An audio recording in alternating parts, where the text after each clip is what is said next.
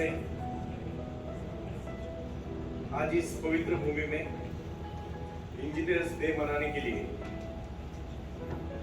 आपने मुझे निमंत्रित किया, इसलिए मैं चेयरमैन साहब का धन्यवाद देना पसंद करता हूँ। 2 मिनट ही लूंगा।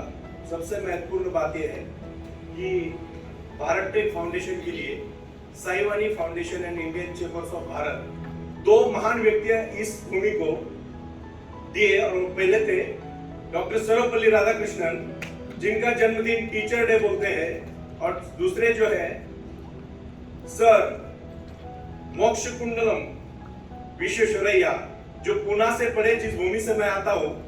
सारे जहां से अच्छा हिंदुस्तान हमारा, हम बुलबुले इसकी गुलसिता हमारा, हम कहते हैं। लेकिन एक बात मैं कहना चाहता हूँ कि ज्ञान को सर्वत्र पूजा जाता है, और ये 2 महान व्यक्तियों को आज मैं नमन करता हूँ, प्रणाम करता हूँ। लेकिन मैं CSR के ऊपर काम कर रहा हूँ हिंदुस्तान में, और मैं आप सबको कहना चाहता हूँ, स्वामीनाथन सर जी यहाँ बहुत बड़े हस्ती बैठे हैं, मैं इतना ही कहना चाहूंगा। और बिट पिलानी का नाम तो मैं बचपन से सुन रहा हूँ। आज उस इंस्टीट्यूट में SK मेनन साहब मेरे मित्र, उनके कारण मुझे निमंत्रित किया गया। मैं आप सबको धन्यवाद देना चाहूंगा। और आखिरी में मैं 2 ही बातें कहना चाहता हूँ। जो सर विश्वेश्वरैया ने कहा कि जो ज्ञान आप लेते हो उसको अगर समाज तक नहीं पहुंचोगे तो उस ज्ञान का कुछ फायदा नहीं है। उन्होंने 102 साल जिंदगी में काम किया, रिटायरमेंट के बाद डबल रिटायरमेंट उन्होंने ली, और आखिरी समय तक काम करते रहे। जब उनको भारत रत्न मिला तो सच में हर भारतीय का गर्व सीना से चौड़ा हो जाएगा। और मैं आखिरी में इतना ही कहना चाहता हूँ कि इस भूमि में हम जब तक हैं भारत टेक फाउंडेशन के साथ, सर मैं आपके साथ हूँ। जहां जहां आपको जरूरत पड़े, भारत में हिंदुस्तान ने 2014 में नया रूल आया है CSR, उसके माध्यम से बहुत सारी कंपनी को हम आपसे जोड़ देंगे, क्योंकि आज भी टैलेंट है, सिर्फ उसको थोड़ा सपोर्ट चाहिए। वो जिस दिन हो जाएगा, ऐसे विश्वेश्वरैया हर घर में पैदा हो जाएंगे, ये मैं कहूंगा। धन्यवाद।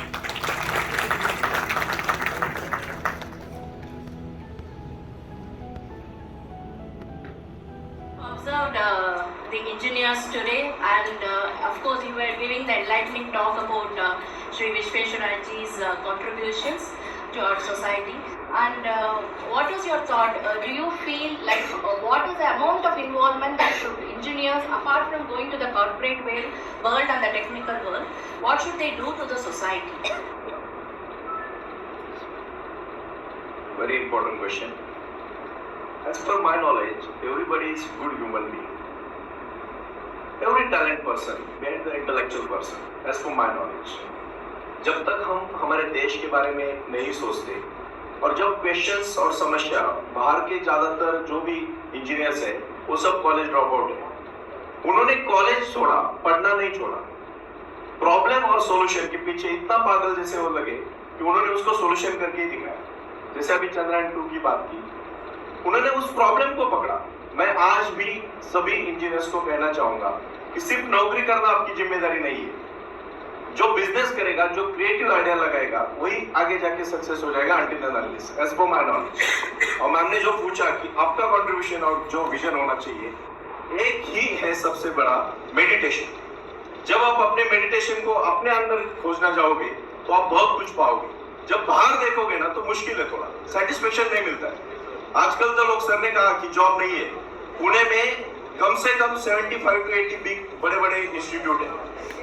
आज भी 20% एम्प्लॉयमेंट है, 80% बच्चे कहाँ जा रहे हैं? तो मैं चाहता हूँ कि प्रॉब्लम्स के सोल्यूशन के लिए लग जाओ। 140 करोड़ का भारत देश है, बहुत बड़ी समस्या है।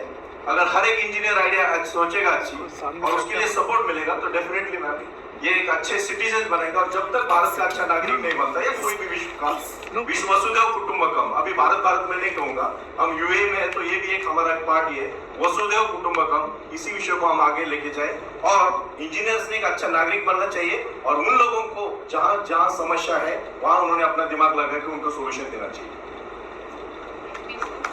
I think that was a wonderful message, Vasudhaiva Kutumbakam, because the whole world is looking at India, and India is not looking only for the problems of India or the development of India, it is looking at the world as one family. So as youngsters, you need to keep this in mind, and you have to look towards what you can contribute to the society as well as this globe in an innovative way. Thank you so much. Advocate Dr. Sunil Karve.